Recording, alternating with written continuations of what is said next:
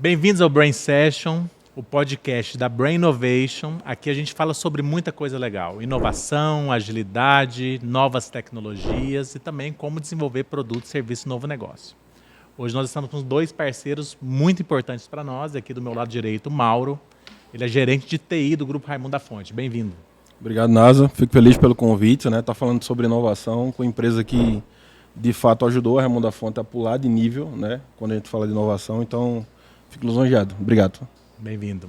Estamos também com a Elane Mariana, que cuida do P&D, a pesquisa e desenvolvimento, e também de inovação do grupo Core Alimentos, lá de Ribeirão Preto. Direto de Ribeirão Preto. Obrigada, Brain, pelo convite. Obrigada, Nasa. Obrigada a todo mundo. É um prazer muito grande, né? Essa parceria nossa que começou há alguns anos, que ela continue aí em vários projetos como esse. Bem-vinda. Obrigada. E eu, Vinícius Grevi, PO. Já puxa a cadeira, coloca o fone de ouvido. Vamos começar esse bate-papo legal aqui no Brain Sessions. Vem com a gente.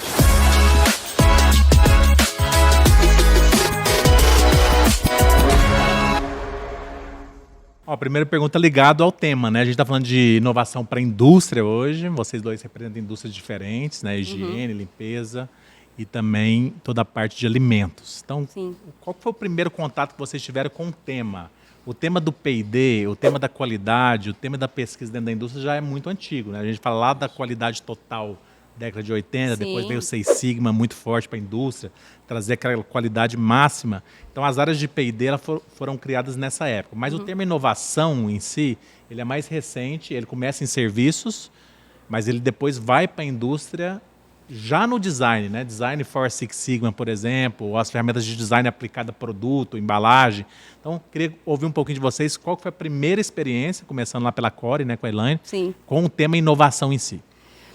Tem muita história, né? Porque esse ano eu estou completando 23 anos de Core, né? E a Core, a gente fala que a Core tem inovação no seu DNA, né? Uma palavra do Sr. Nelson, que você conhece, nosso presidente.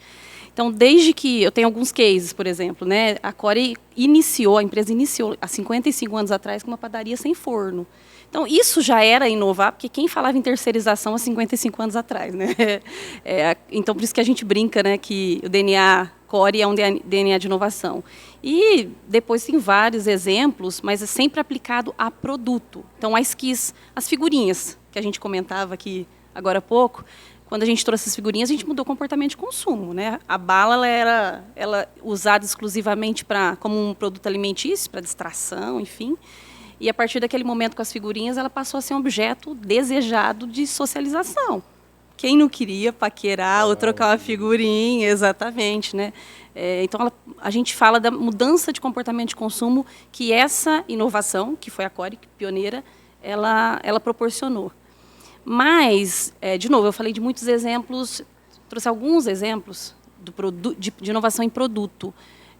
O desafio que a gente está vivendo agora nos últimos anos, e que a gente tem o prazer de estar com a parceria com o Brain, é o desafio de mostrar que inovação é muito além de produto. Ela pode ser, tem muitos casos de sucesso, mas o nosso desafio agora é o que mais que a gente pode fazer, né? O que mais que a gente pode trazer. Então, num projeto recente, né, que a gente trabalhou junto, a gente viu que a gente trouxe projetos de serviço, por exemplo, né? Quando que a gente falaria de que a Core poderia prestar serviço além de ser uma indústria de alimentos, né?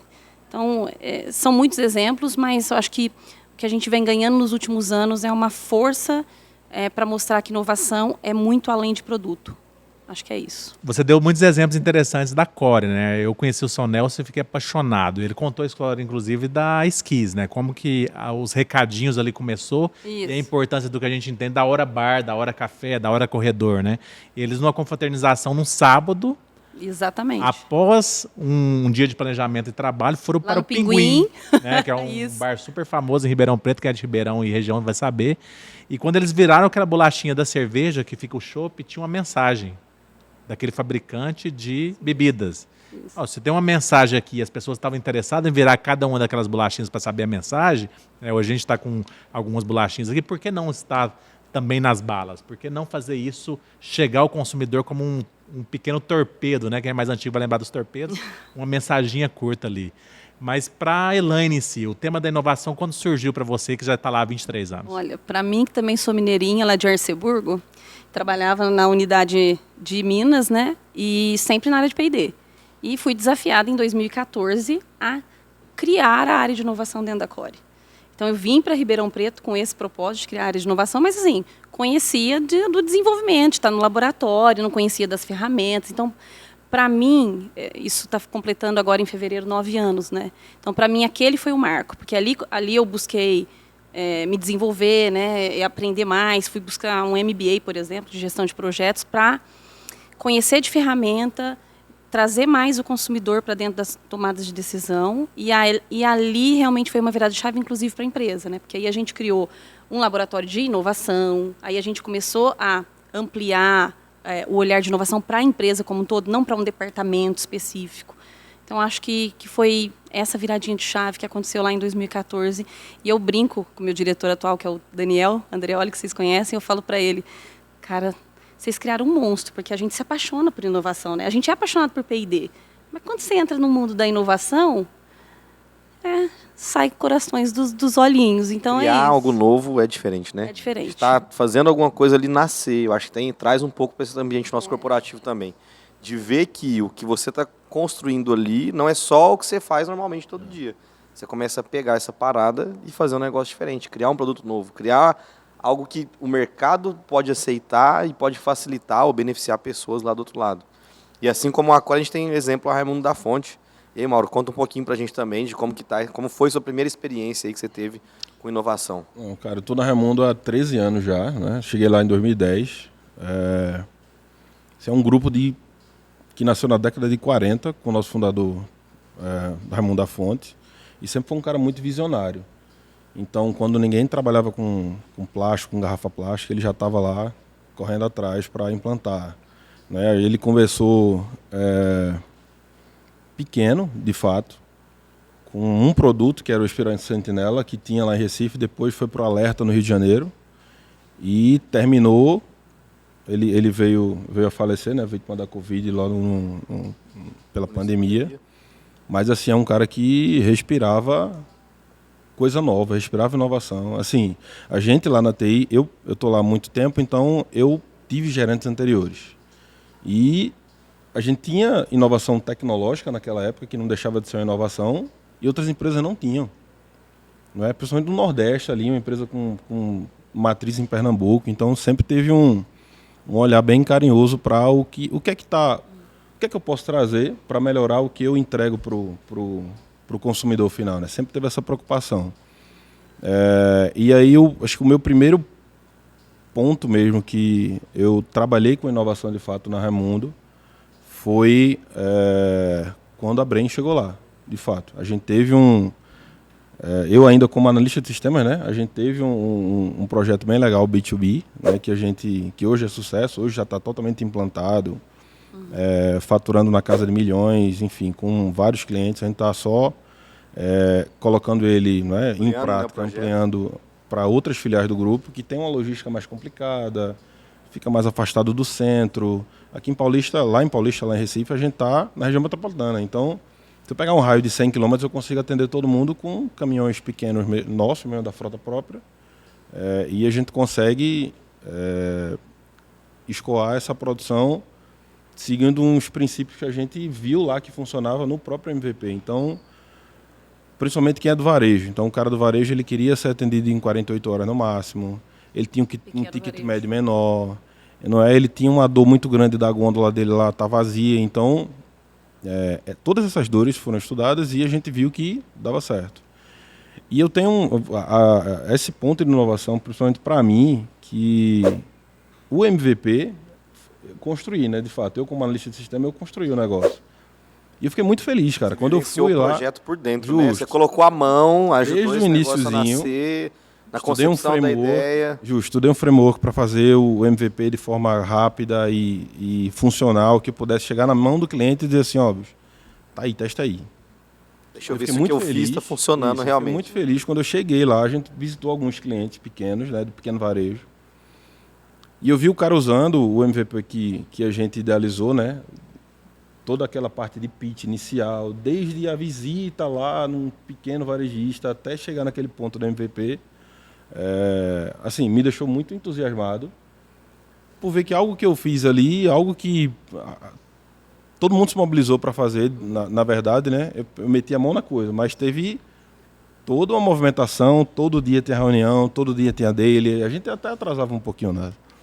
Todo dia tinha daily, todo dia tinha os encontros, todo mundo com a sua responsabilidade, então é algo que contaminou de fato a empresa. Então a gente tem hoje, porque a gente está falando de inovação, sempre a gente leva para o lado meio disruptivo da coisa, mas não precisa ter tão disruptivo para ser inovador. Então a gente foi para um canal que já existia em outros, com outros concorrentes nossos até, e a gente conseguiu se estabelecer. Então, aquele cara que estava sem comprar com a gente há 90 dias, aquele cara que tinha um ticket médio muito pequeno, então o vendedor, para a carteira dele não era tão interessante estar lá no cara, ele ia para quem trazia receita. Então, a gente conseguiu atacar esse pessoal e hoje a gente tem recorrência de compra, todo mês o cara compra pelo menos uma vez. Alguns clientes, né, de bairros mais populosos, eles compram semanal, porque ele compra para abastecer a gôndola. Ele sabe que vai receber em 48 horas. Então ele faz o pedido. Ajuda no fluxo de caixa do pequeno gôndola, varejista lá na ponta. Acabou. E esse foi o meu primeiro contato dentro da Raimundo da Fonte com inovação. E assim foi bem vantajoso, porque a gente vê que isso vai se espalhando pelas outras áreas da empresa, né? Logística se mobilizou. Para como é que eu vou entregar para esse cara se eu não estou conseguindo? Eu tenho muito pedido, tenho uma capacidade de produção limitada. Como é que eu vou? Então o cara se movimentou lá dentro para atender a parte de marketing, não é com toda a banner, não é com um kitzinho para levar lá para o press kit, lá para levar para o pequeno varejista, até a forma de concepção mesmo. Assim, é um cara meio pé no chão, é o dono do mercado que está lá e vai comprar, vai arrumar a gôndola, então tem que fazer algo voltado para ele, né? Para que ele consiga usar de fato. E aí perceber que quando o cara estava usando isso lá, aí me veio um filmezinho lá. Caramba, velho, deu trabalho, mas deu certo. Mas deu certo. Deu certo. E assim, era só o início, né? É só o início, de fato. Porque quando a gente sabe, é como ela falou, quando entra, se espalha para todo mundo e não tem como mais sair. Brilha o olhinho de todo mundo ali para ter inovação na área dele também, entendeu? Todo mundo tem dor, velho. Toda área tem dor. Cada área tem dor, seja com um cliente externo ou interno. E a gente sabe que inovar dentro da empresa também é um ponto bastante necessário, né? Nem não todo só mundo fora, tem, né, pro não mercado, só olhar para fora, dentro justo. também e ver o que a gente pode melhorar dentro de casa. Justo, e não deixa de ser inovação. uma inovação. A gente tem, tô falando demais, né? Se estiver Não, falando, tá ótimo, tá atualize. ótimo. A gente tem uns grupos de melhorias internas lá, de melhorias. Por exemplo, eu produzo sabonete de uma forma, então eu quero melhorar aquilo ali. Então, é uma equipe multidisciplinar, que tem um pessoal da manutenção que cuida da máquina lá, tem um pessoal que compra o insumo, né? O pessoal de supply, tem a gente de TI com sistema, tem um pessoal da produção. Então, todo mundo se junta meio que para pensar em algo que possa melhorar aquilo ali. Desde algo bem simples, a paletização de um item. Como é que eu posso carregar esse item de forma mais otimizada dentro de um caminhão para entregar mais com um custo de frete menor? Sim. Então a gente já teve vários grupos para melhoria de paletização de item. Como é que eu posso melhorar essa caixa ou essa garrafa aqui para que caiba mais produto em menos espaço para eu expedir melhor no caminhão? Então, Show. Não deixa de ser inovação isso, né? Não é disruptivo, não é nada fora da caixa tão mais. É algo que a Raimundo sempre teve como base, né, para as coisas. Fantástico.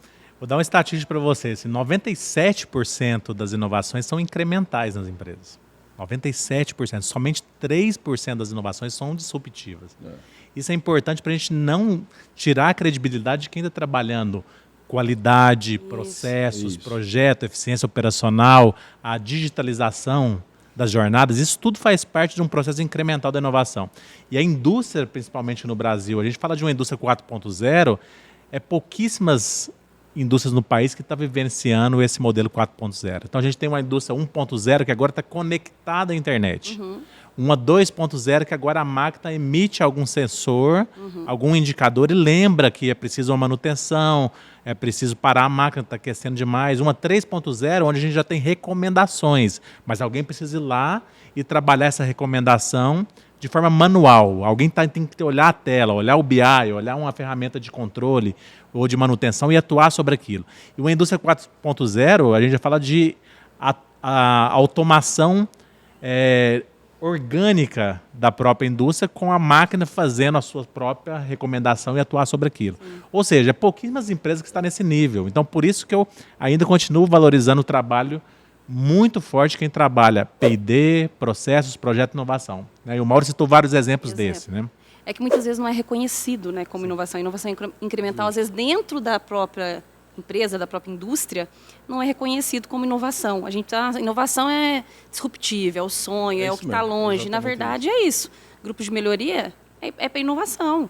Tudo que a gente faz para preciso reduzir custo, eu preciso aumentar minha produtividade, esses projetos são projetos inovadores. São projetos de inovação incremental, mas são projetos de inovação, né? Sim. E essa é uma estratégia boa, porque muita gente pergunta para a gente por onde começar, né? Então, começa por onde a dor está mais latente. E quem vai saber onde a dor está latente é o seu cliente que está na ponta. Quando a gente estava na Raimundo da Fonte, a gente entrevistou algumas pessoas e ele falou, a maior dor se chama ruptura de produto na gôndola. Isso repetiu várias vezes, lá, com certeza na Core é parecido, em vários clientes, em vários tamanhos. Se eu faço um pedido e ele demora muito a chegar, eu tenho ruptura de produto na gôndola. Eu não vendo, o cara procura aquele produto e vai comprar do concorrente. Então, quando você passar a ouvir esse cara, você vai mexer na logística em 48 horas, porque precisa manter um fluxo diferenciado de entrega. Né? Se eu não estou disponível, como é que Isso. eu vou? Você perde share do mercado, a consumidora lá que sempre consumiu o teu produto, quando ela chega no mercadinho de bairro que ela sempre compra, não tem o teu, ela vai levar o outro. E se atender ela, minimamente que seja, ela não vai comprar mais o teu. Essa era uma dor muito grande. É um Então, processo simples, né? Isso. E o cara tem um supermercado pequeno, até 2 ou 3 checkouts ali, a gôndolazinha dele lá pequena. Imagina, não tem o teu produto. Ele não vai deixar um buraco lá na gôndola, ele vai colocar com o concorrente. Então era uma dor que desencadeava para outros problemas, né? Show de bola. Aproveitando que a gente está falando um pouquinho aqui de produto, né? A gente falou no caso da Raimundo da Fonte Inovação, a gente construiu um aplicativo para o pequeno varejista comprar direto da fábrica. A gente auxiliou também o desenvolvimento do processo de inovação lá dentro da Core. Sim. Conta para a gente aí, Elaine, quando você olha a inovação não só para algo muito disruptivo, a gente falou também um pouco de inovação para dentro de casa. Como que vocês pensam em inovação separadamente para as grandes marcas que a gente tem dentro da Core, como a Esquise, Popó, Chita, dentre outras? Um pouquinho antes das marcas, inclusive, nesse processo, né, que a gente começou junto com o Brain o ano passado, a gente chamou de Programa de Inovação Core. A primeira coisa que a gente fez, a gente trouxe da estratégia, então desdobrou do mapa estratégico 5 projetos. Das 5 dores, dessas 5 dores, 4 delas são olhando para dentro. 4 delas. Então foi bom você ter comentado da questão do incremental. Por quê? Porque são dores, estão lá e são desafios que estão na estratégia. Então são grandes, né? E muitas vezes a gente está buscando um caminho mais dentro do que a gente já faz ali para resolver. Próximo do que está na nossa zona de conforto. Exatamente. Ali, próximo do core, core, a gente deixa de enxergar a oportunidade de ser mais competitivo. E mais um projeto, né? A gente puxou, o time de marketing e inovação puxou um projeto no Horizonte 2, que é um projeto de serviço, como eu citei, né? Então, esse projeto que é Horizonte 2, né, que é de serviço, nós continuamos com ele. Esse ano a empresa está investindo e a gente espera colher os frutos aí até o final do ano desse projeto. Então, falando de marcas agora especificamente, depois que a gente começou a trabalhar principalmente com vocês, né, o que a gente tem feito? O processo de inovação, ele é parecido. Então, a gente respeita o funil, né, começa pela ideação, termina. A gente implementou MVP. Então, MVP era uma linguagem que a gente não falava, não sabia o que era o mínimo produto viável. Hoje a gente usa, a gente faz. Mas a estratégia para cada marca é diferente porque a gente trabalha com personas diferentes por marca, né? Então, a gente tem as personas para cada marca. Então, Hipopó, por exemplo, é uma marca com que a gente fala com as crianças, né? Então, e a Esquisa, a gente fala com adolescente. Então, essas personas, como são diferentes, a estratégia é diferente. O que a gente fez para estar mais próximo do consumidor, nos últimos anos a gente começou como conselho de consumidores, agora a gente chama de comunidade de consumidores. A gente tem, para estar mais próximo, para realmente conversar com os consumidores e a gente ter certeza de que as soluções, ou antes de caminhar para um MVP, a gente leva as soluções que a gente está propondo e conversa com o consumidor de fato. Então, a gente definiu 5 cidades ou regiões estratégicas para a gente no Brasil E a gente leva essas ideias quando elas já estão no momento realmente ali de partir para o mercado, mesmo pré-MVP, então a gente leva para esses conselhos como uma forma da gente garantir que a gente está realmente sanando alguma dor do consumidor, né? Então é basicamente isso. Ô Mauro, uma das coisas que a gente falou aqui que é interessante, que a gente também prega muito isso, a gente começa um processo de inovação e é importante que tenha um sponsor, que o board acredite nessa parada para que a gente consiga fazer esse projeto funcionar, porque se a gente não tiver um patrocínio muito forte, durante o processo de inovação, talvez vamos ter que revisitar alguns processos que são mais burocráticos dentro da organização e faz parte de qualquer organização, principalmente organizações tradicionais como nós do Grupo Algar, vocês da Raimundo e lá da Core também. Conta um pouquinho pra gente como que foi essa experiência de ter alguém que ajudou, que endossou essa causa com a gente lá dentro da Raimundo da Fonte e por que é tão importante esse patrocínio do board para que você tenha segurança de desenvolver esse trabalho de uma maneira um pouco mais tranquila, um pouco mais leve dentro do mundo corporativo que a gente está só preocupado com operação, entregar. Entregar e ter um retorno disso financeiro. Exato. A pressão do retorno financeiro sempre vem, né? De fato, tem que ter a certeza. Assim, lá na Raimundo a gente teve esse processo de inovação ele vindo de fato de cima para baixo, né? Do C-level lá, de toda a nossa diretoria e conselho administrativo, que a gente precisava inovar. Então foi daí que surgiu todo o projeto. Assim, o meu diretor, né, que é o diretor administrativo financeiro e de inovação, ele estava bastante envolvido no início desse projeto lá junto com vocês, participou do speech, foi visitar cliente. Então, o que é que isso mostrou, pelo menos para mim, que estava envolvido diretamente nesse processo, né? Quando você tem um sponsor, quando você tem um patrocinador que ele está bancando que o dinheiro vai sair, a gente não tem certeza se isso vai dar certo, mas a gente precisa testar. E no mundo corporativo, justo, principalmente em empresas tradicionais, né? O Raimundo da Fonte tem 78 anos de idade, nasceu nos anos 40, 46. Então, foi uma empresa familiar durante muito tempo, que foi se moldando às características atuais. Então, a gente tem diretoria, né? Diretores contratados, toda a parte familiar, ela está no conselho administrativo, então participa ativamente, né, de todo o processo de todo o processo decisório da empresa. Mas quando você tem um sponsor que diz assim, vamos precisa inovar, vamos testar, vamos validar, vamos... Vai lá e faz, se precisar eu estou aqui, vamos embora. Se der certo, testa de novo. Porque mais a gente tem, Edu, a gente tem cliente com problema de alguns canais específicos, né? Justamente isso de ruptura que o NASA falou. Entra um cliente grande que faz um pedidão lá monstruoso de várias milhares de caixas e eu quero atender esse cara porque eu tenho um contrato com ele, eu tenho um no-show, eu tenho toda uma questão, né, contratual me amarrando e o carinha lá do varejo ele vai ficando esquecido, isso que a gente não queria, né? Então a gente pegou essa dor e resolveu. E agora está expandindo para as outras filiais. E ter essa possibilidade de você testar a possibilidade de fato, não é, com budget para isso, com a sua diretoria diretamente envolvida na escolha das dores e dos processos, está envolvida na escolha de toda a equipe multidisciplinar que vai participar do processo. Isso dá até um ânimo para a galera que vai trabalhar. Exemplo, o cara tá todo mundo atolado, velho. Todo mundo tem muita coisa para fazer. O operacional consome a gente, não adianta. Todos os dias. Aí imagina tirar um cara todo dia de manhã, alguns minutos, para fazer a dele. Na sexta-feira tem lá o review. E na segunda-feira tem a planning lá.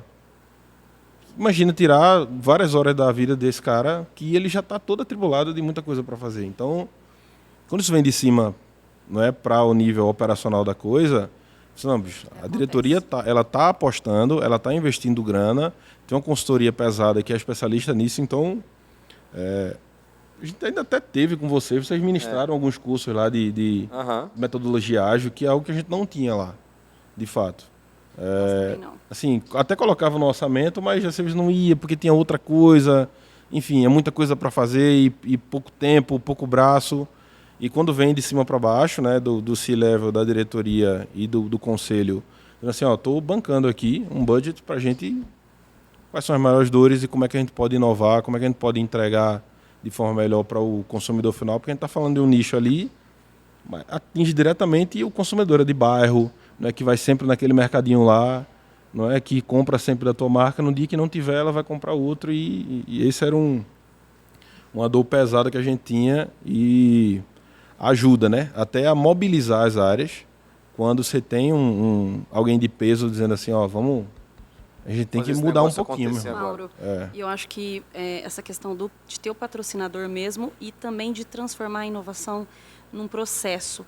Porque onde nós estamos agora, né? Nós estamos vendo agora, nós fizemos um programa de inovação, como eu comentei, né, em 2023, e a gente vai startar o programa de inovação de 2024. Mas a gente acabou tendo uma lacuna, vou dizer assim, né, entre os projetos que a gente desenvolveu lá em 2023 e agora o start do programa. Então, acabou que tem um evento, programa de inovação de 23, tem um evento, programa de inovação, que não é evento, né, são meses de trabalho, sim, né, sim. Enfim. Mas esse cuidado e esse é um grande desafio nas indústrias tradicionais, né, da gente manter a cadência, manter o processo funcionando e realmente isso andar. Isso não que eu estou entendendo que vocês já estão nessa fase, né? Lá a gente ainda está com esse desafio, mas a gente tem esse apoio também, que vem muito forte, principalmente com a nova diretoria, né, de inovação. Então, estamos aí.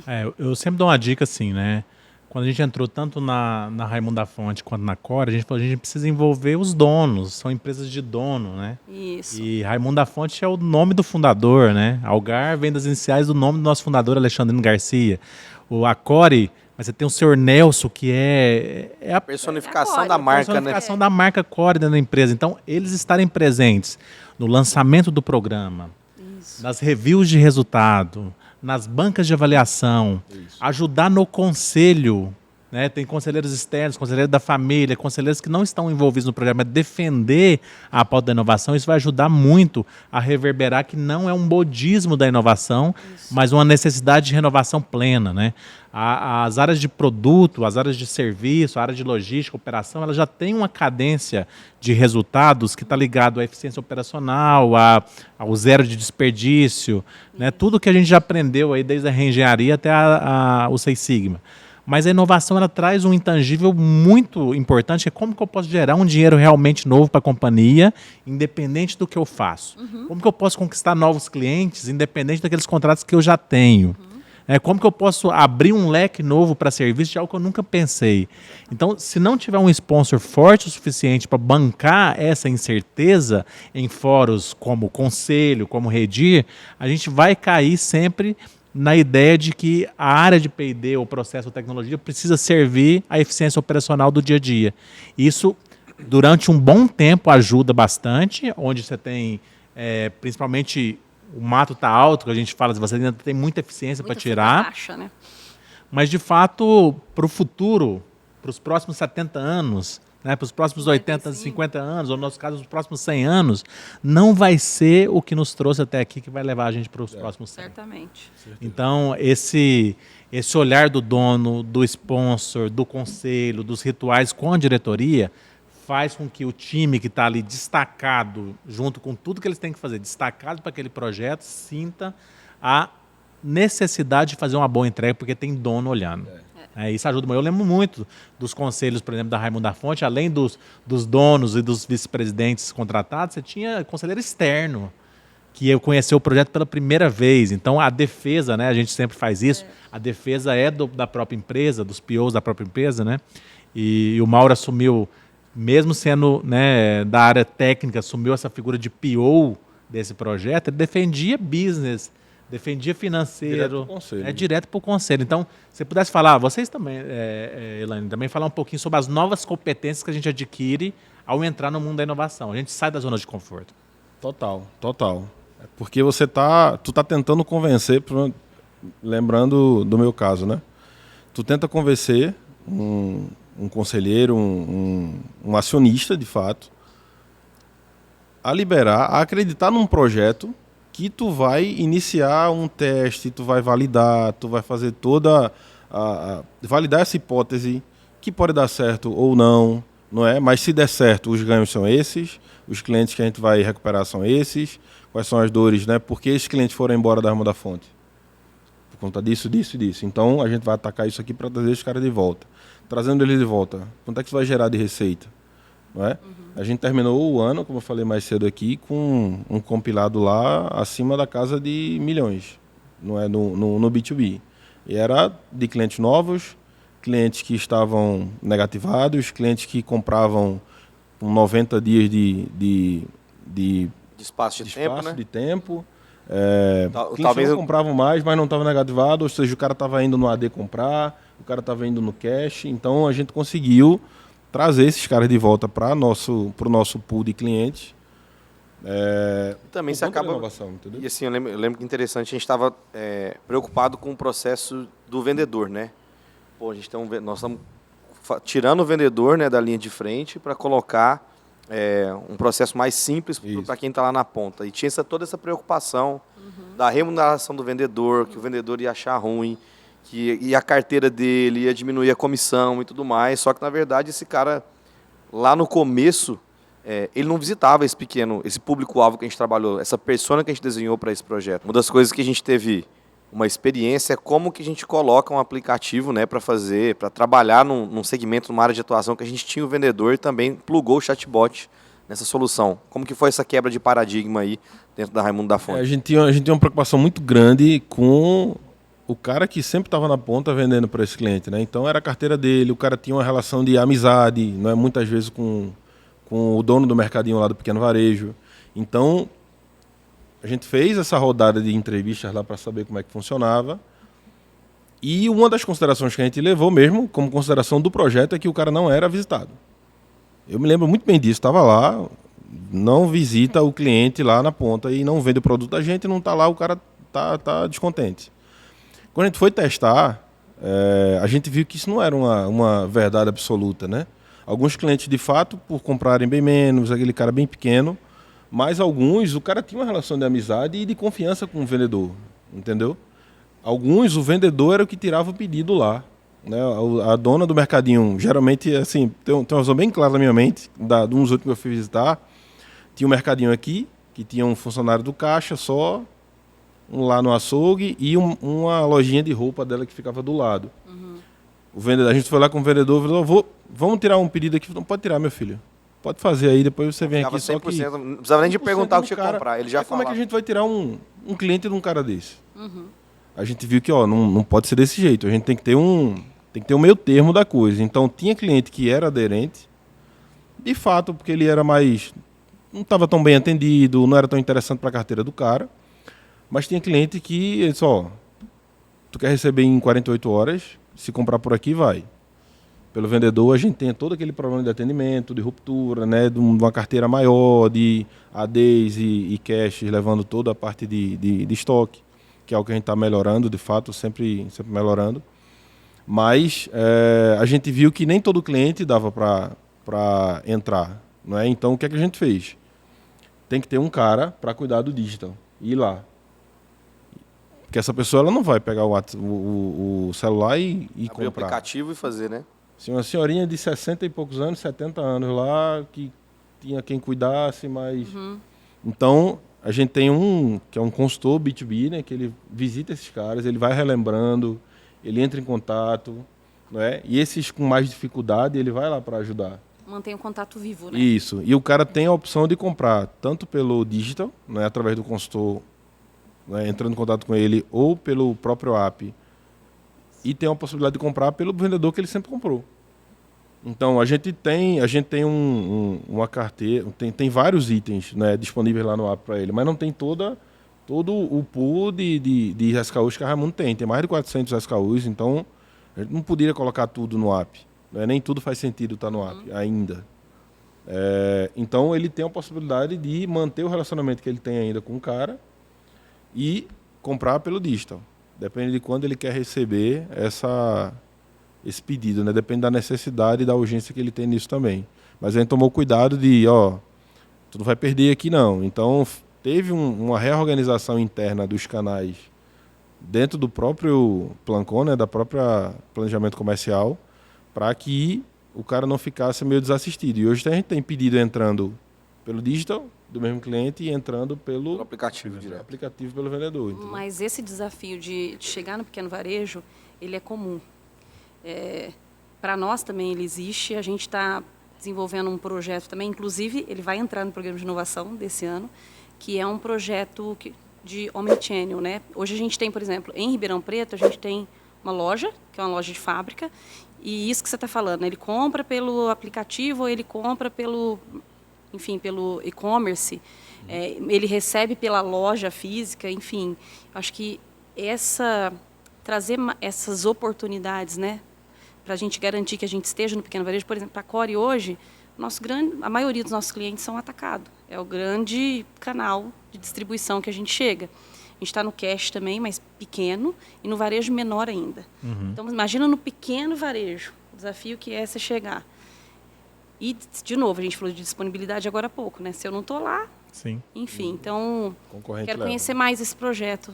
Depois Sim. vocês me contam mais detalhes. Só abrir um parênteses aqui. O que é o cash, para quem está assistindo aí? Porque nem todo mundo está familiarizado com esse termo aí. O que é o cash? Quando fala assim, a gente está no cash, o que é o cash para hoje, para a indústria? É que antes você tinha o atacado, né? A gente falava atacado, varejo, varejo, né? e tinha um espaço no meio, né? Que a gente O chamava. cara não é tão grande para ser um atacado e nem tão pequeno para ser um varejo, É, né? Então é o cash and exatamente. care, né, que a gente chama de... É o cara que está no meio termo ali. E, né? aliás, é o que mais cresce nos últimos anos.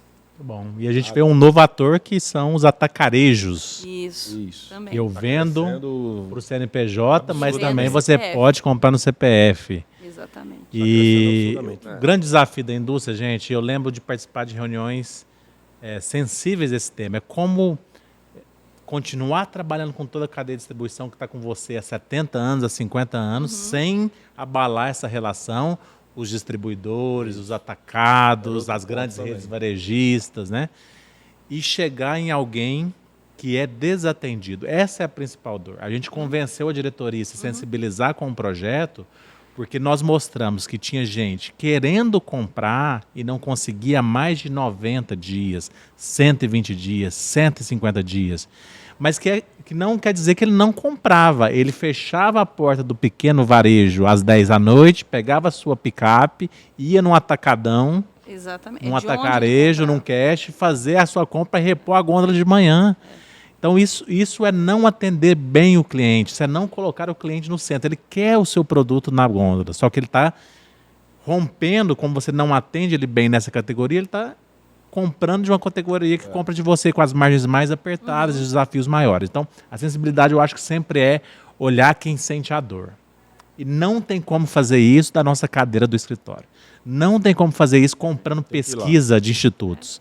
É tirar a bunda da cadeira e visitar BBC. cliente. Ir lá. Então, acho que esse foi um projeto bastante interessante. Nos bastidores, depois o Mauro pode falar dos números, né? Ele está falando milhões, mas ele não fala o número, tem todas as restrições aqui de dados, né? Mas depois vocês podem conversar um pouquinho. O projeto se pagou muitas vezes já em menos de um ano de operação. E agora expandindo para as outras filiais, a gente tem um ganho mais surpreendente ainda. E a gente vê também, desculpa, Nassa, quando a gente, do próprio projeto B2B mesmo, a gente vê que a curva dele, a curva para você engajar os clientes, né? Por exemplo, eu tenho uma carteira de clientes lá com, sei lá, 200 clientes.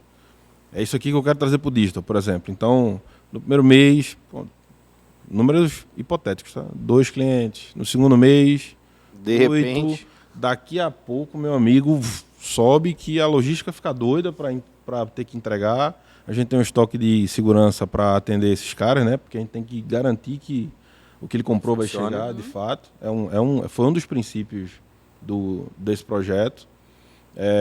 Aí, atrelado a isso também, a gente teve até um ponto que o Vinícius tocou, que a gente não tinha um canal digital para atendimento ao cliente.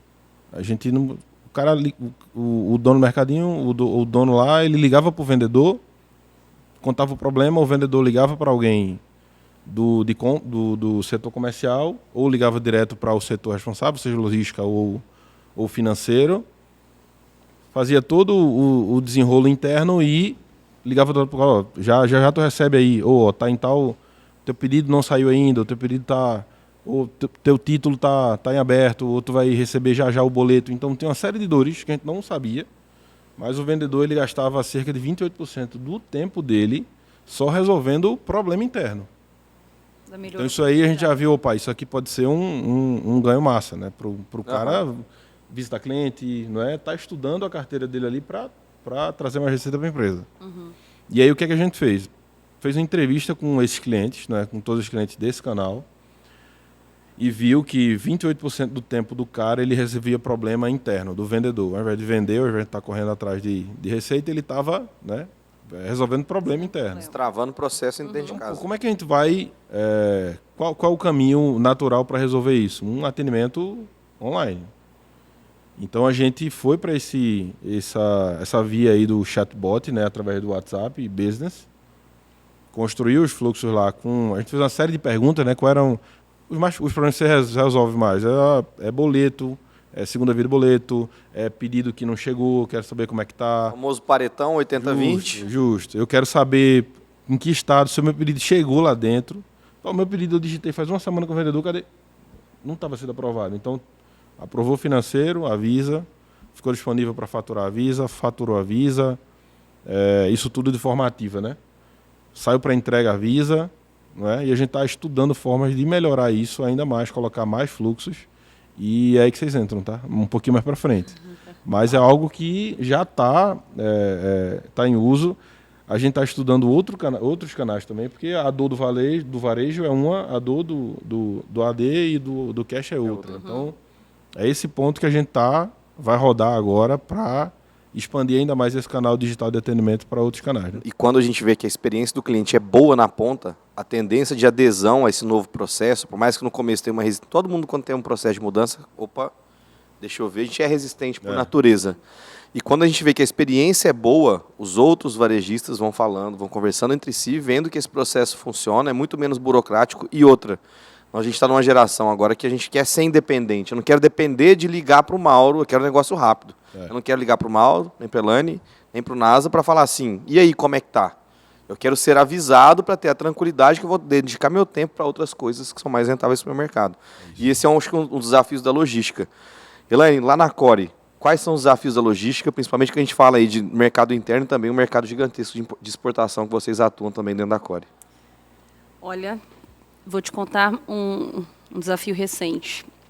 Em 2023, por exemplo, a gente teve a segunda onda de Covid na China, né, com a Omicron. E hoje a exportação dentro da Core ela tem um percentual de participação importante. A marca Popó, por exemplo, ela é gigante na África, em Angola principalmente, que é a nossa marca de biscoitos recheados e candies, enfim. A Core também produz biscoitos, não só candies, né? Muita gente não sabe, mas a gente também produz biscoitos. E aí, falando do mercado de exportação especificamente, com o que eu estava comentando, né, com a segunda onda de Covid na China, onde fica em Xangai, né, um dos maiores portos do mundo, o maior, na verdade, acho que nos últimos 10 anos continua sendo o maior. Um container, vou dar a ordem de grandeza, né? Um container que a gente pagava $1.000, ele passou a custar $12.000 no primeiro TRI de 2023. Então, eu preciso, né, a gente está falando do que a gente aprende quando a gente entra de forma sistêmica na inovação, a gente aprende a fazer DRE, né? E aí, quando eu colocava lá meu custo de frete, meu Deus do céu, né? Como que você faz? Minha margem era X, ela caiu pela metade por conta de frete. Então, esse é um exemplo de desafio logístico quando você trabalha com exportação, que se depende muito do que acontece lá fora, né? Não está no seu controle, né? Exatamente, está fora de controle. E aqui, quando a gente olha para o mercado interno, grande maioria das nossas entregas são via rodoviária, né? E a gente sabe as condições das nossas rodovias, né? Então, é uma dificuldade muito grande também para atender com agilidade, que é um grande desafio do cliente. Então, muitas vezes você tem uma condição de rodovia que não te permite chegar no cliente na data que você tinha agendado, no horário que você tinha, aí a carga chega atrasada, você tem que entregar no outro dia, né? Então, são exemplos assim, de dificuldades. Mas eu estava falando de omnichannel agora há pouco, e aí falando de pequeno varejo especificamente, só para trazer mais um ponto, que aí falando de logística, que é como a gente consegue trabalhar de forma que o cliente ele possa, por exemplo, né, ele pede pelo e-commerce, mas a gente tem uma loja física para entregar para ele. Se tiver algum problema, ele consegue devolver ou via a loja ou outros canais, enfim. Eu acho que o que a gente tem que olhar hoje também é como a gente traz a inovação para contribuir dentro dessas dores que a gente falou, e aí tecnologia tem muita para ajudar nisso, sistemas tem muito. Mas acho que dores posso destacar esses exemplos que eu dei aqui, que eu acho que são reais e pegaram na veia aí nos últimos tempos. Fantástico. Eu queria abordar, assim, vocês citaram sobre o MVP. O MVP é uma técnica barata, né, e rápida para testar hipóteses. E eu lembro muito bem que antigamente a gente tinha uma ideia, a gente desenvolvia essa ideia, a gente lançava ela no mercado para depois aprender se alguém gostaria de comprar aquele produto, aquele serviço, etc.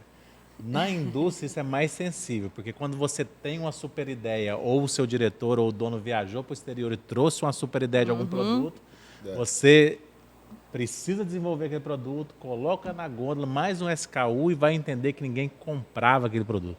Então eu queria que vocês falassem um pouquinho disso, né? Como era errar no passado e os prejuízos que davam errar nesse processo em que eu tinha uma ideia, desenvolvia, implementava, lançava e depois aprender. Chorava. E chorava muito, né? Muito desperdício. E como é errar nos MVPs. Tanto na Core quanto na Raimundo da Fonte, a gente teve projetos que a gente mirou um pouco mais na lua, né? Vamos dizer assim, produtos realmente novos, ou atender diretamente a pessoa física. E como foi lidar com esse erro? Então, para a gente já ir caminhando aqui para um fechamento, como é lidar com os MVPs, os erros do passado, como era antes, e como é hoje com esse novo mindset sobre o mínimo produto viável, né? Aprender rápido, errar rápido. Errar rápido, mas errar pequeno. Errar pequeno. Vamos lá. Então, MVP, como eu já falei, MVP não era uma língua, a gente não falava MVP, né? Não tinha isso. Então, o que você contou é verdade, que a gente chorava era verdade, é verdade também. A gente chorou muito já. Porque imagina, você compra lá um lote mínimo de embalagem, você sabe bem também, um lote mínimo de embalagem, um lote mínimo de insumos, e o marketing todo trabalha, né? Todo desenvolvimento, todos os projetos. O Mauro falou bastante, né? Todo projeto é construído por muitas mãos, né? Então, todos os times ali trabalharam. Você imagina a frustração que é quando você coloca o produto no campo e a resposta vem totalmente diferente. Ah, mas eu fiz pesquisa, mas eu comprei a pesquisa, mas eu falei com não sei o quê. Ah, mas eu ouvi meu time. Deu errado. Deu, não tem o que fazer. O MVP, o que ele, assim, ele é fundamental, porque ele ajuda, de novo, eu falei, né? Rápidas respostas e quando a gente erra pequeno, erra menor. Então, tá bom, eu tenho um lote mínimo de embalagem, mas eu trabalho ali com o meu fornecedor, se for produto, por exemplo, né? Trabalho com o meu fornecedor, falo, cara, vamos ser parceiro aqui? Eu vou fazer 300 unidades, vou escolher um cliente parceiro para testar essa ideia. E, além disso, além de errar pequeno, a gente vai complementando. Testa uma vez, aprendi uma melhoria.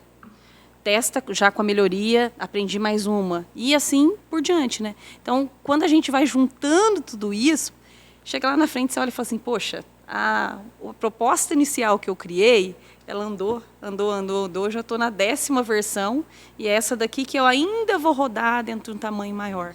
Então, acho que é um aprendizado assim, fantástico. A gente ainda não consegue tudo testar como MVP, principalmente os produtos, lançamento de produtos. Às vezes falando de candies, biscoitos, né? A gente, é um negócio que precisa de novidade a todo momento. Então, nem todos os produtos a gente trata com MVP, mas projetos, principalmente os novos que a gente está trabalhando dentro do programa, todos eles, né, eles precisa respeitar realmente o fluxo, porque são projetos que têm maior risco, enfim, e eu acho que é uma transformação. Todo mundo sabe que é MVP dentro da Core hoje. Excelente. Dá um orgulho, não dá? Todo mundo sabe que é MVP. Vamos fazer um MVP? MVP? Isso Todo mundo sabe. Pode não saber o que significa, às vezes, né? Sigla, né? Mas sabe que é MVP. É um teste para a gente minimizar risco e acertar mais. Isso é muito importante, hein? Na área de produto, se você que está aí, né? Sou da indústria, como que eu vou testar um MVP aqui na minha indústria que tem maquinário, essência, embalagem, etc. Uma estratégia é usar um fornecedor parceiro para isso. Né? Para produto. A gente usou isso tanto na Core, quando a gente fez experimentos ligados a... No B2C da gente também, né? No Que a gente B2C não falou ainda aqui. Agora, o Mauro poderia abordar, já como gerente de TI, né, a diferença do MVP, que ele mesmo codificou ali nas horas adicionais ao seu trabalho para levar para a mão, com o produto final que hoje está escalando, né, para as regionais. Né? E aí eu tenho que agradecer também ao parceiro Alume, lá de Recife, que ajudou a gente. O Gabriel ajudou muito. Gabriel, obrigado aí pela essa força. O Brain conta com uma série de parceiros de tecnologia e nesse projeto do app, a Alume fez um trabalho show. Obrigado, Gabriel. Isso, a gente iniciou, né, com esse MVP, foi para a rua de fato para testar com o cliente Algo que a gente não teve custo nenhum, foi desenvolvido interno pela TI. Quando eu falo eu estou representando a TI como um todo. Tá? Tinha o Bruno, que era o gerente na época, tinha o Rafael, que ajudou muito a gente lá também internamente. Tinha o pessoal das outras áreas também, que me forneceu as imagens dos produtos para colocar no app, que me forneceu toda a parte de nomenclatura de item. O nome está muito grande aqui. O nome de ERP, né? De fato, o nome do item lá. Água sanitária, Brilux, 12 unidades de 1 litro, sei lá, lavanda.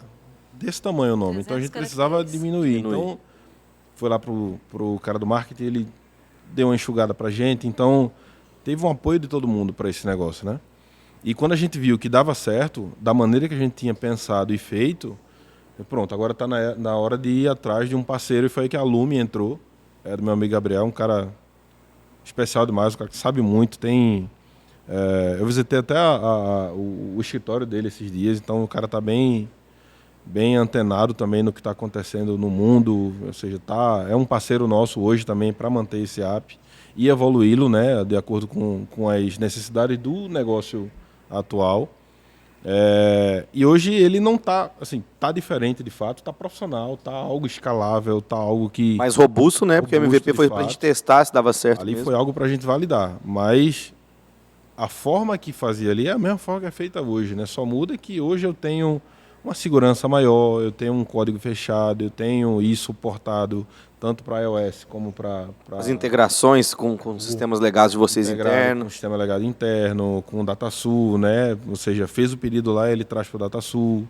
Hoje eu tenho toda uma parte de apoio para o staff que toma conta do app, de back mesmo, né? Então, tudo desenvolvido dentro do app, que a gente não tinha. Na época a gente só tinha um app mesmo, então a gente tem todo um BI, toda uma ferramenta de apoio para o pessoal que toma conta. Hoje está muito mais dinâmico para ele liberar um cupom de desconto, para ele fazer uma campanha específica. Então, ele libera o banner, quando o cara entra no app, aparece... Opa! Ele já vai direto para aquela categoria, para aquele item que está em promoção e ele consegue colocar aquilo, né? Então, da gente só tinha no carrinho lá e tal, quando ele chegava. Então, hoje, a gente viu que o MVP ele serve para isso. Ó, é desse jeito que tem que ser feito. Mais cru, né? De fato. Bem simples e rápido para poder testar. Não precisa estar bonito também, né? Não precisa estar bonitão. Porque não tava. Não me orgulho disso. Só quer ver se isso funciona. Depois a gente vai dar beleza. Tava feio, não me orgulho. Tava feio, não me orgulho. Mas a base da coisa é como funciona hoje. Então, se eu mostrar lá o app do início, para como o pessoal da Lume fez, de forma brilhante lá, é muito diferente. O mundo é diferente, né? Tecnologia é diferente, mas o conceito é o mesmo. O conceito não mudou. E a gente ter a possibilidade de fazer um MVP, de fato, para testar. Imagina se a gente manda construir o app. Não tem que aparecer na frente logo a categoria, tem que ter um banner gigante, tem que ter e chegar lá. Não é assim que eu quero. Eu queria clicar aqui e já apareceu. É assim que acontece, né? Então a gente foi, voltou. Eu me lembro de um ponto que, quando a gente foi na primeira vez, aí não tinha... Porque a gente vende caixa, né? A gente vende produto por caixa. Então, a caixa lá da água sanitária Brilux de 1 litro com 12 unidades. Aí tava lá o valor cheio. Aí o cara, tem que fazer conta aqui para saber quanto é que eu vou vender na gôndola. Tem que botar aqui o valor unitário, da caixa, da água, da unidade da garrafa. Saber o meu preço de venda, de bater o olho e falar isso aqui, porque o meu preço de venda é tanto. Simples aí, assim. na segunda, aí a gente voltou e falou, coloca aqui. Aí eu fui lá, coloquei. Aí na próxima, a gente foi lá de novo nele e falou, tem novidade, vi aí. Aí quando ele abriu, eita, já tem um unitário. Aí ele vê quanto vai custar, que era o valor de nota com imposto, com tudo. Ele olhava para a gôndola dele, porque é assim que o cara faz, né? Ele vai passeando pela gôndola e vai vendo o que é que ele está precisando, né? De pequeno varejo. E ele viu o valor que ele ia pagar na nota fiscal, viu o valor que ele estava praticando, sabia mais ou menos o sellout dele ali, não é? E beleza, tá bom, dá para comprar. Outro ponto que foi bastante crucial para a adoção do app foram os combos. Porque o cara vai no AD, ele vai no cash, ele compra várias coisinhas ali, faz o pedido dele e leva, né?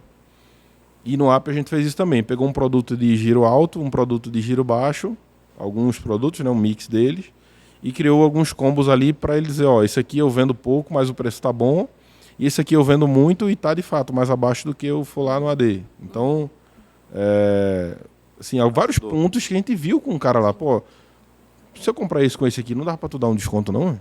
A mais não do que tem aqui não? Porque eu vou lá no AD e faço isso. Eu compro... Show de bola. A gente foi aprendendo, né, de fato, com a coisa andando. Sabe que a gente também, um projeto de experimentação interessante que a gente fez, foi no mês das crianças, do ano passado. Na marca Popó, a gente falou de marcas, eu toda hora lembro de alguma coisa. Posso contar, né? Pode, fica à vontade. Na marca Popó, então eu contei, né? A gente tem biscoitos recheados, balas, enfim, os produtos. Mas a gente acredita tanto nesse ativo, ele é tão forte, ele foi muito forte para a geração e no interior, enfim, ele ainda tem presença muito grande. E aí a gente queria testar o que esse ativo pode entregar mais de receita. De novo, né? Inovação também é exatamente para isso, na verdade. E aí a gente testou o modelo de uma loja do Hipopó. A gente abriu uma loja do Hipopó. Contava pra você ontem isso, né? A gente estava conversando sobre isso ontem. Fantástico. A gente abriu uma loja do Hipopó lá no Ribeirão Shopping. Na verdade, foi um quiosque, né? Não foi uma loja. Foi um quiosque no espaço aberto, onde a gente colocou todos os produtos que a gente já tem, de todas as categorias que a gente já tem. A gente desenvolveu um produto novo, que é um bombom do Hipopó. Colocou lá para testar esse produto. Mas o objetivo maior era entender potencial desse ativo para a nova geração. E a gente sabia que ali a gente ia conseguir que os pais, as mães, né, das crianças ali até 10 anos, que foram, né, consumidores de Popó, eles levariam as crianças, a gente queria testar se eles levariam, como seria a reação das crianças. A gente colocou uma garra humana. E imagina isso, a garra humana, a gente formou filas quilométricas. Então, os produtos estavam à venda, né? E a gente pôde testar produto, novos produtos, e a gente pôde testar potencial do ativo da marca Popó. Então, fila quilométrica, a gente teve até que gerenciar algumas, né, dificuldades ali.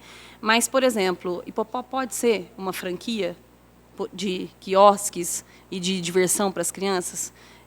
Pode ser novos produtos, como a gente falou. Então, o MVP, ou a experimentação, ela também te ajuda a demonstrar isso para a empresa, né? Esse ativo ele pode trazer receita de outras lugares maneiras. diferentes que talvez você nunca imaginou. Excelente. Então, foi uma experimentação interessante também. Massa. A gente falou um pouquinho aqui de MVP. Para você que está assistindo a gente aí, deixa aqui nos comentários o que você achou desse papo de MVP. Se você entendeu o que é esse MVP, que a gente também te responde aqui no nosso canal do YouTube. Para a gente encaminhar essa pergunta aqui agora para o final... a última pergunta para fechar. Passa rápido, falei para vocês que ia passar rápido.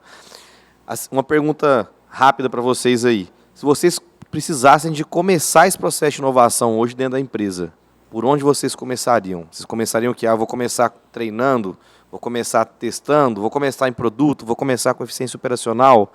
Por onde vocês gostariam de começar a inovação? Para quem não inovou ainda, está numa empresa tradicional, está ouvindo a gente aqui e quer começar esse processo de inovação dentro de uma grande empresa. Ladies first. Vai lá. Mauro, Elaine. Obrigada. Já passou? Já passou a bola.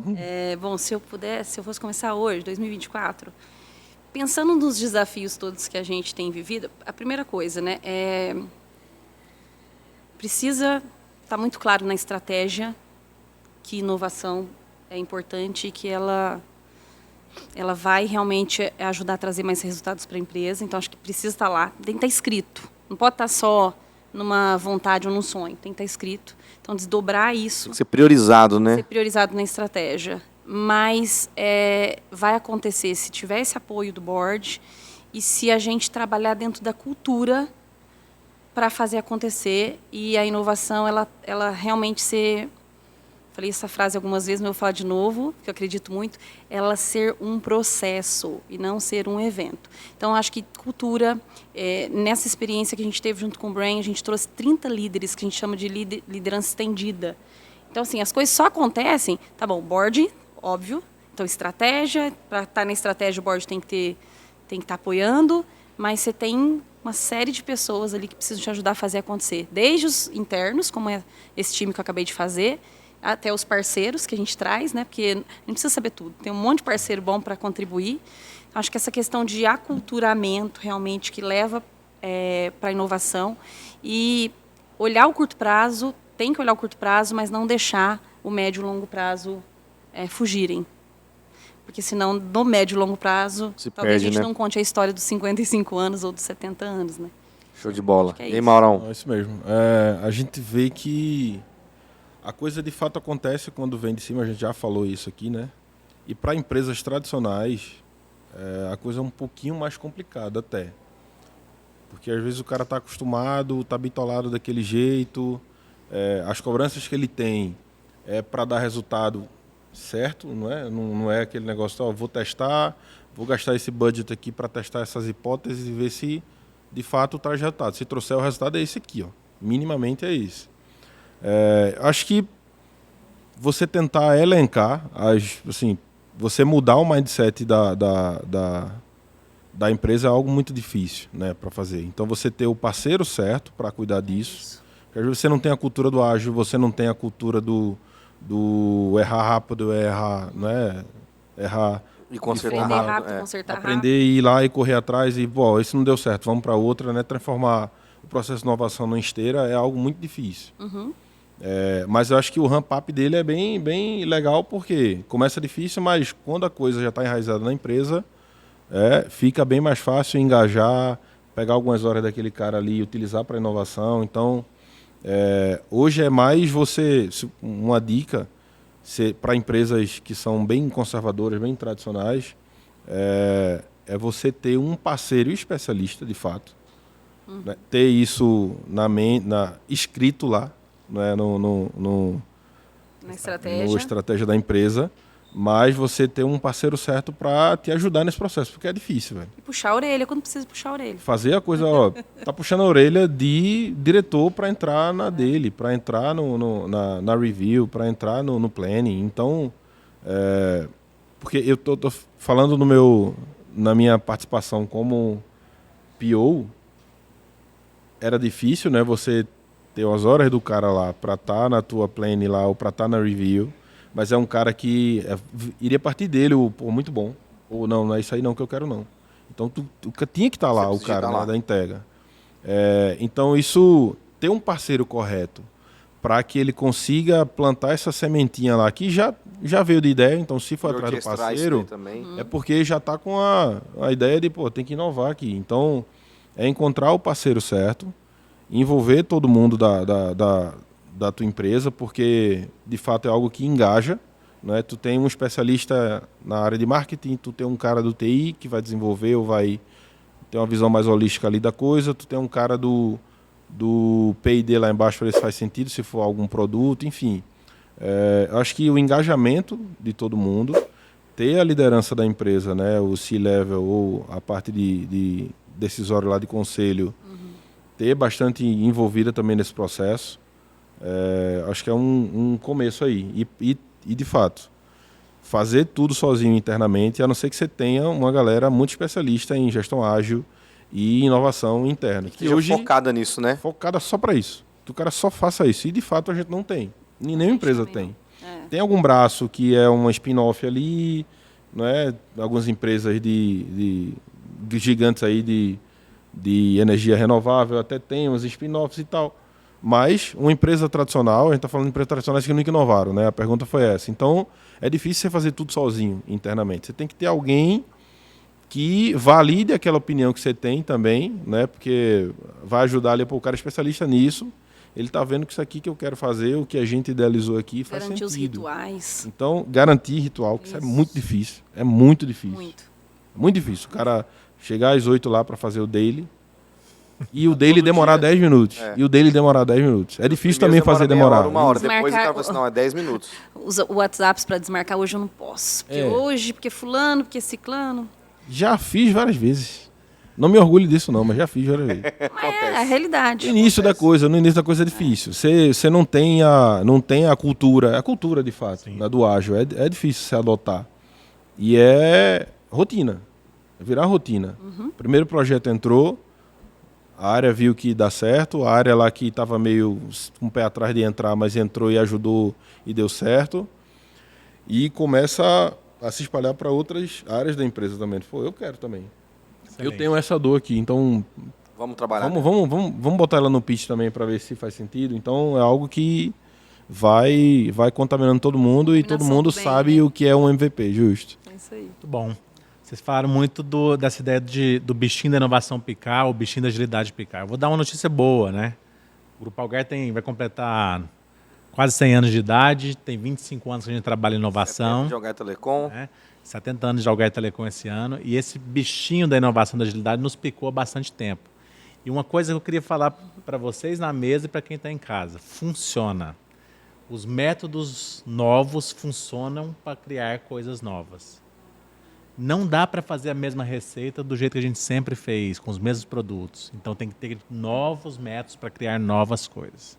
Então foi um aprendizado lindo aqui hoje. A gente falou de inovar na indústria, inovar no varejo e também deixar a dica aí para você pesquisar um pouquinho sobre a indústria mais inovadora do país, que é a 3M, que produz mais patente do que muitas universidades federais ou privadas nesse país. Então é um grande case de aprendizado, é um exemplo para você ir colocar o que você acha que é uma indústria inovadora também para outras pessoas conhecerem. E já queria agradecer muito, Mauro, pela presença, diretamente do Recife, Elaine pela presença, diretamente de Ribeirão Preto. Deixem seus contatos aí, quem quer achar vocês, onde que a gente consegue encontrar você aí, Elaine?